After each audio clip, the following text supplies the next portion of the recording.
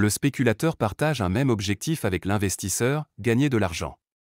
Mais il n'utilise pas les mêmes moyens pour y parvenir. Alors que le spéculateur mise sur les fluctuations de court terme des marchés, l'investisseur cherche lui à en capter la tendance positive de long terme.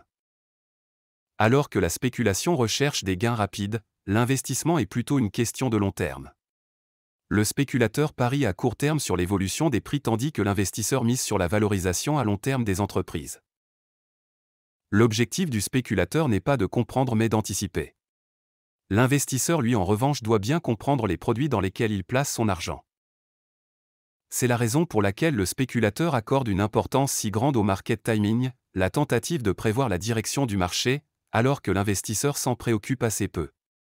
C'est d'ailleurs parce que le market timing est particulièrement difficile que la spéculation est une activité risquée. Cependant, la frontière entre investissement et spéculation est plus poreuse qu'il n'y paraît. Nombreux sont ceux qui pensent investir alors qu'ils recherchent des opportunités de gains à court terme ou placent leur argent sur des coups de tête ou des intuitions. Il faut aussi souligner que loin des clichés, la spéculation peut être utile. Les spéculateurs sont en effet souvent ceux qui prennent des risques que les autres ne veulent pas prendre.